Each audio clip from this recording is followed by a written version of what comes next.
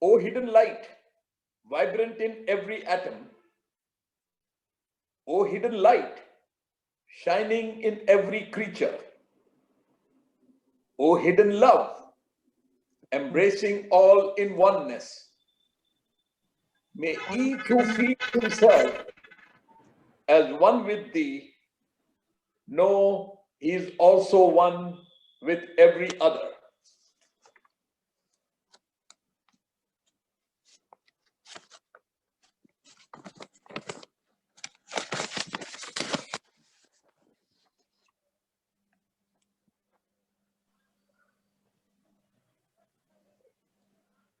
Brothers and sisters, I welcome you all with greetings and good wishes on behalf of the Indian section to this program.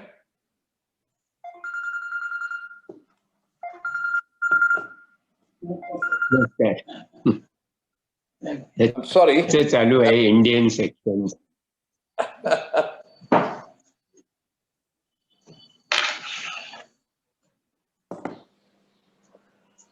I'm very happy that the Indian section is active in celebrating the Adyar Day today, even in the midst of a long and very dangerous pandemic.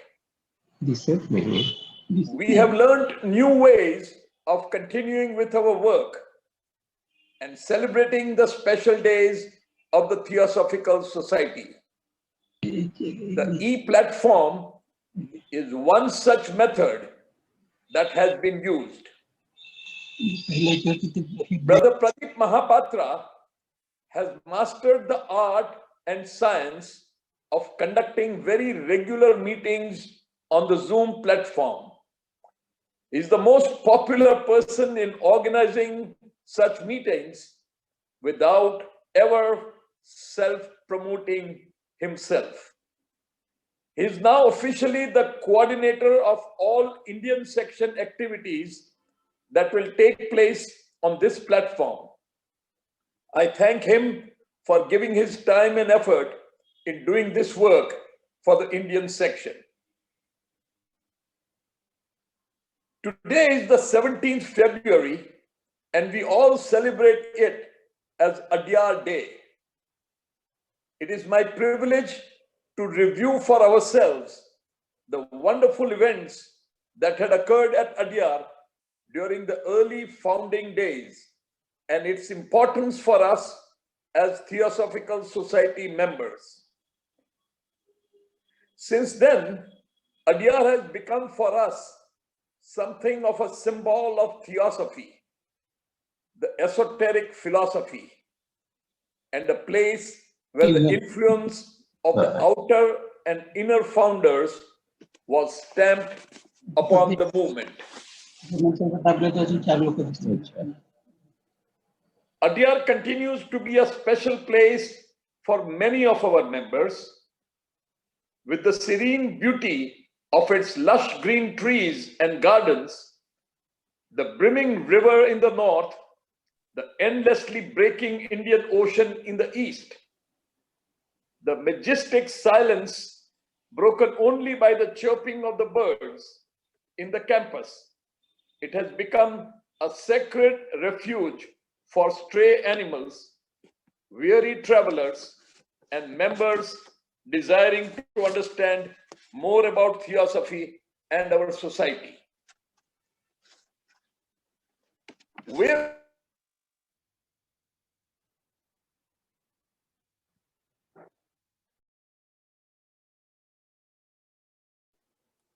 Pradeep, you are muted.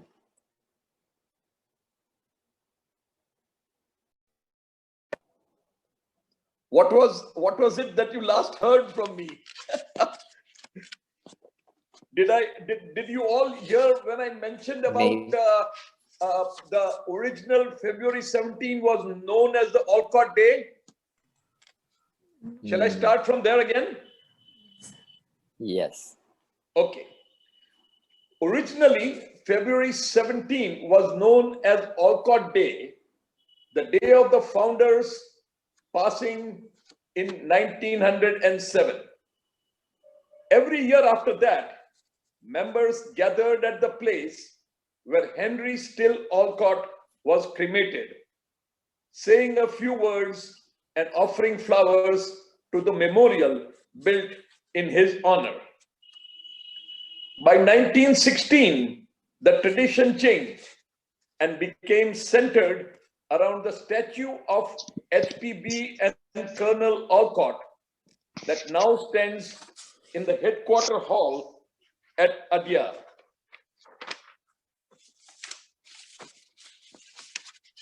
They gathered every year at 7:10 a.m. in the headquarters hall and stood in a large semicircle in front of the small recessed section of an open room in which are the statues of our founders.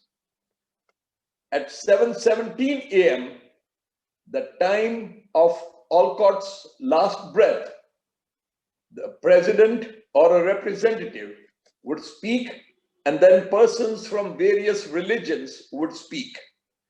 Finally, everyone from Olcott's servants to the sweepers of the Great Hall silently lined up to offer flowers and give thanks.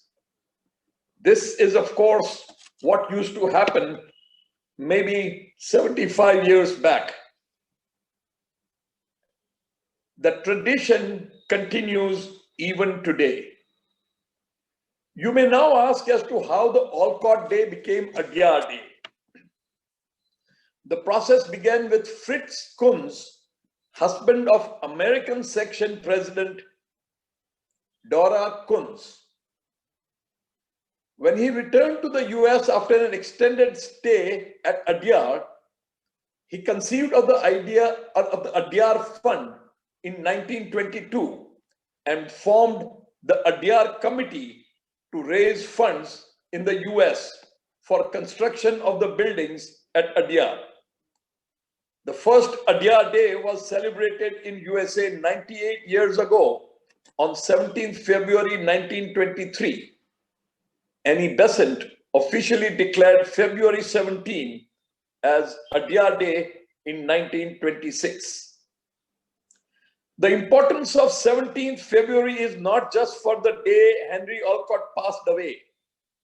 On the same day, Giordano Bruno, a student of Pythagoras, was burned after being tied to a wooden post. It was also the day J. Krishnamurthy passed away in February 1986. Interestingly, Charles W. Leadbeater was born on 17th February 1854. You can now see why 17th February is called Adyar Day and celebrated in the theosophical world. Adyar continues to be a special place for many of our members, with the serene beauty of its lush green trees and gardens, the brimming river in the north, the endlessly breaking Indian Ocean in the east, the majestic silence broken only by the chirping of the birds in the campus. It has become a sacred refuge for stray animals, weary travelers, and members desiring to understand more about Theosophy and the Theosophical Society. As I have walked through the gates of Adyar many a time, I have felt the pleasant and magnetic vibration of its spiritually charged atmosphere, an excitement not comparable with anything in our material world, and a feeling of stillness within and without. Adyar is often compared as a sun, and all the sections revolving around it as the planets. What better place and what better day than 17th February, the Adyar Day, for the realization of the real truth, oneness of life, unity and brotherhood, and in the process, change our life. Thank you.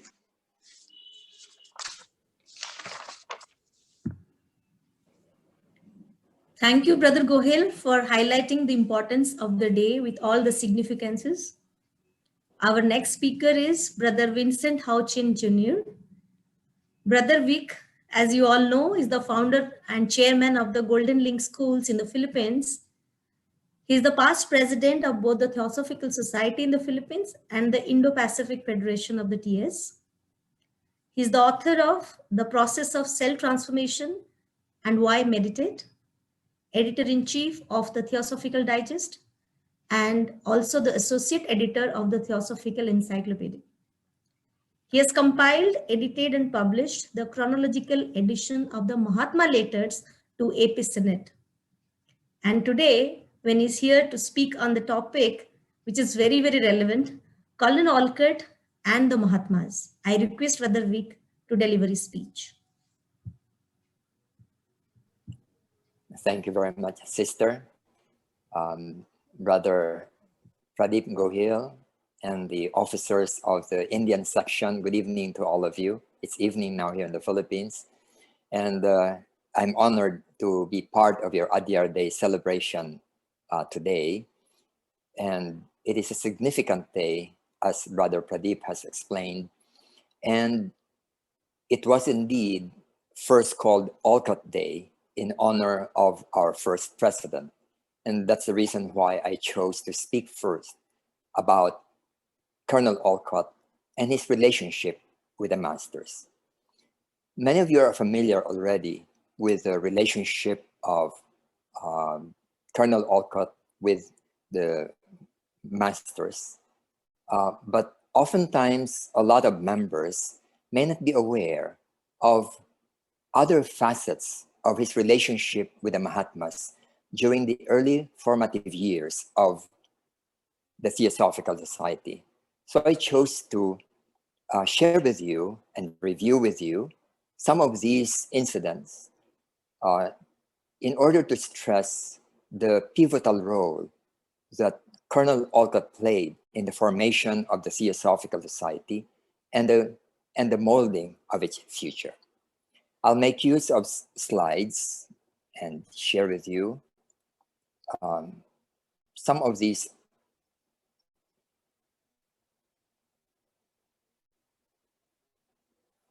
Okay, wait a minute.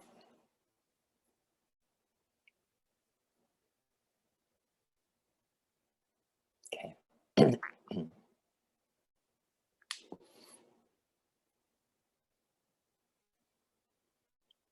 As mentioned earlier, Adyar Day was formerly called Olcott Day because that's the day when Colonel Olcott passed away. Now, it appears to me that there is no uninitiated person that has been known to have a more intimate relationship with the Mahatmas than Colonel Olcott.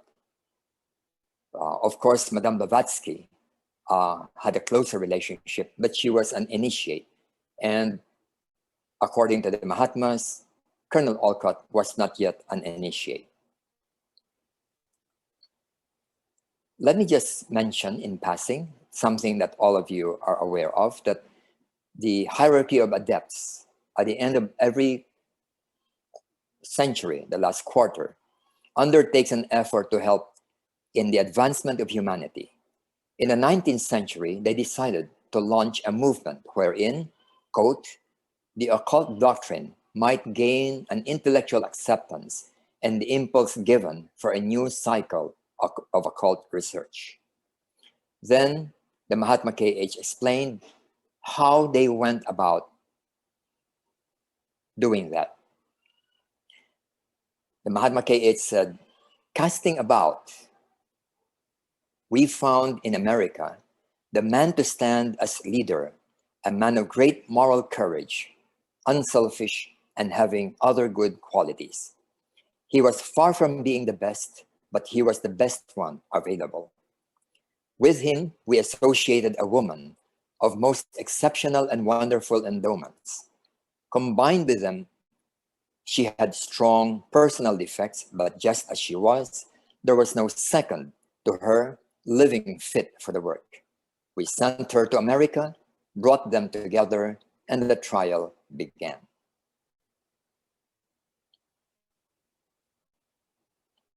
After 1875, when the TS was formed, Olcott and HPB worked in New York in the Lamasery, where HPB tried to finish the Isis Unveiled speedily. Now, it was during this time that Olcott was being trained on the occult side of things during her association with HPB in New York. And during this period, their work was under the supervision of the Egyptian branch of the Adept Brotherhood, the Brotherhood of Luxor, headed by Serapis Bey. Now, this is what Master Serapis Bey mentioned, that it was their intention that there would be 3 people who would become the core workers of the infant Theosophical Society. On the right side of the screen, you'll find a statement in a letter by him when he said, "This cause in your country depends entirely on the closest unity between you 3, our lodge's chosen triad, you verily so, you 3 so utterly dissimilar, and yet so closely connected to be brought together and linked in one by the never-erring wisdom of the Brotherhood." Now, who was this 3rd person in addition to Olcott and Blavatsky? The 3rd one was Elbridge Jerry Brown, an American spiritualist who was the editor of a well-known spiritualist journal and who was very supportive of the TS work of Olcott and HPB. She allowed Olcott and HPB to make his journal something almost like a mouthpiece of the Theosophical teachings. Unfortunately, Brown dropped out of this of the movement because he could not let go of his belief in spirits. And as many of you know, Madame Blavatsky, while trying to demonstrate at first that the spirits were not figments of the imagination, but later she showed that the spirits were not as the spiritualists thought them to be. And this created a division in the views of the spiritualists and that of the Theosophists.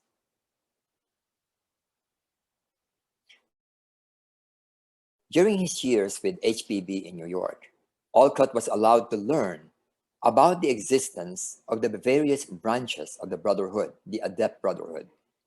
And not only that, he was also allowed to know a number of the adepts who communicated with him directly or who manifested themselves through HPB. And this was a very significant and interesting period in the involvement of Olcott in the Theosophical movement. Now, I'd like to quote some of these episodes to you. Many of you who have read all diary leaves would already know this, but because today's Adyar Day, it would be worthwhile to recall together some of these important episodes which showed how first he was being schooled in the occult doctrine, and secondly, how trustful they were of Olcott, showing him things that were not allowed for other people who were yet uninitiated. One of the things that he experienced and learned during this period is the meeting of many adepts in New York through HPB and through HPB's body. He found in time that HPB allowed her body to be used by many adepts, one at a time. And he was able to recognize who these adepts were, who were occupying the body of HPB. And where was HPB at the time? She was conscious, but she would step aside her physical body and just watch and allow her physical body to be used in the writing of articles or the Isis Unveiled. So here is one statement by Olcott in his old diary leaves. and I'll read to you. Well, he said, there were times when HPB's personality had melted away and she was somebody else. When I would sit and watch her hand as if pulling at and twisting a mustache that certainly was not growing visibly on HPB's upper lip. And a faraway look would be in the eyes until presently resuming attention of passing things. The mustache somebody would look up, catching me watching him, hastily remove the hand from the face and go on with the work of writing.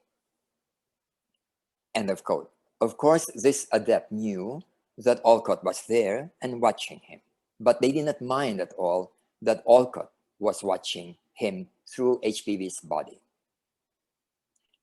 Then Olcott continued. He said, then there was another somebody who disliked English so much that he never willingly talked with me in anything but French.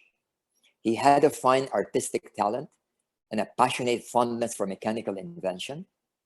Another one would now and then sit there, scrawling something with a pencil and reading off for me dozens of poetical stanzas which embodied now sublime, now humorous ideas. So each of the several somebodies had his peculiarities distinctly marked, as recognizable as those of any of our ordinary acquaintances or friends. One was jovial, fond of good stories and witty to a degree. Another, all dignity, reserve, and erudition. One would be calm, patient, and benevolently helpful. Another, testy and sometimes exasperating. One somebody would always be willing to emphasize his philosophical or scientific explanations of the subjects I was to write upon, by doing phenomena for my edification, while to another, somebody, I dare not even mention them.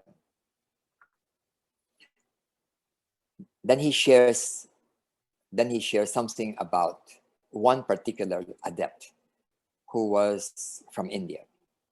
He says, on this particular evening, the artistic somebody was sketching a navy's face on a sheet of common paper and chatting with me about something when he asked me to lend him another pencil. The thought flashed into my mind, if I once lend this nice pencil, it will go into a drawer and I shall have none for my own use. Now, just take note that what Olcott was seeing was the body of HPB, although the person using it was not HPB, but one of the somebodies or one of the adepts. And he continued. He said, I did not say this, I only thought it. But the somebody gave me a mildly sarcastic look, reached out to the pen tray between us, laid his pencil in it, handled it with his fingers of that hand for a moment, and lo, a dozen pencils of the identical make and quality. He said not a word, did not even give me a look, but the blood rushed to my temples, and I felt more humble than I ever did in my life.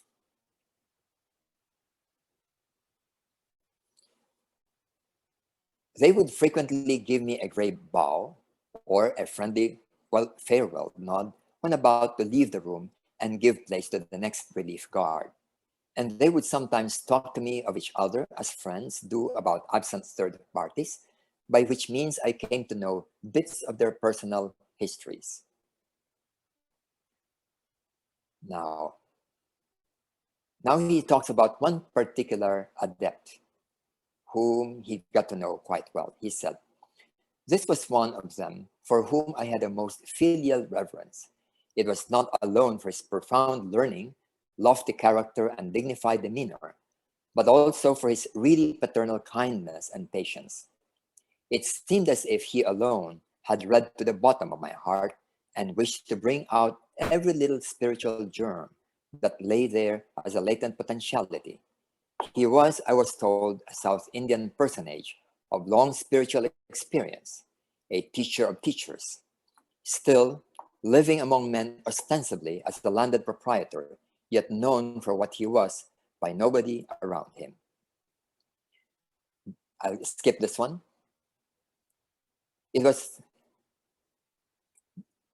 Then here is another episode with through Madame Blavatsky regarding how a Mahatma manifested himself. It was early twilight and the gas had not been lighted. She had sat over by the south front window. I stood on the rung before the mantelpiece, thinking I heard her say, "Look and learn." And glancing that way, saw a mist rising from her head and shoulders. Presently, it defined itself into the likeness of one of the Mahatmas, the one who later gave me the historical turban, meaning the Mahatma Maurya, but the astral double of which he now wore on his mist-born head. Absorbed in watching the phenomenon, I stood silent and motionless. The shadowy shape only formed for itself the upper half of the torso and then faded away and was gone. Whether reabsorbed into HPB's body or not, I do not know. Then she sat statue-like for 2 or 3 minutes, after which she sighed, came to herself and asked me if I had seen anything. When I asked her to explain the phenomenon, she refused, saying that it was for me to develop my intuition so as to understand the phenomena of the world I lived in. All she could do was to help in showing me things and let me make for what I could of them. Then we come to one of the most famous episodes, which I'm sure all of you are familiar, but again, worth recalling. One evening after their work together, he went to his room and Olcott said, "I was quietly reading with all my attention centered on my book. Nothing in the evening's incidents had prepared me for seeing an adept in his astral body. I had not wished for it, tried to conjure it up in my fancy, nor in the least expected it. All at once, as I read with my shoulder a little turned from the door, there came a gleam of something white in the right-hand corner of my right eye. I turned my head, dropped my book in astonishment, and saw towering above me in his great stature, an Oriental clad in his white garments and wearing a headcloth or turban of umber striped fabric, head embroidered in yellow floss silk. Long raven hair hung from under his turban to the shoulders. His black beard, parted vertically on the chin in the Rajput fashion, was twisted up at the ends and carried over the ears. His eyes were alive with soul fire, eyes which were at once benignant and piercing in glance. The eyes of a mentor and a judge, but softened by the love of a father who gazes on a son, needing counsel and guidance. He was so grand a man, so imbued with the majesty of moral strength, so luminously spiritual, so evidently above average humanity, that I felt abashed in his presence, and bowed my head and bent my knees on one as one does before a god or a godlike personage. A hand was lightly laid on my head, a sweet though strong voice bade me be seated, and when I raised my eyes, the presence was seated in the other chair beyond the table. He told me he had come at a crisis when I needed him, that my actions had brought me to this point, that it lay with me alone whether he and I should meet often in this life as co-workers for the good of mankind, that a great work was to be done for humanity, then I had a right to share in it if I wished, that a mysterious tie, not now to be explained to me, had drawn my colleague and myself together, a tie which could not be broken, however strained it might be at times. He told me about things about HPB and myself that I may not repeat, as well as things about myself that do not concern third parties. How long he was there, I cannot tell. It might have been a half hour or an hour. It might seem a minute. So little did I take note of the flight of time. At last he rose, wondering at this great height and observing the sort of splendor of his countenance. Then he thought, what if this be but hallucination? What if HPB has cast hypnotic glamour over me?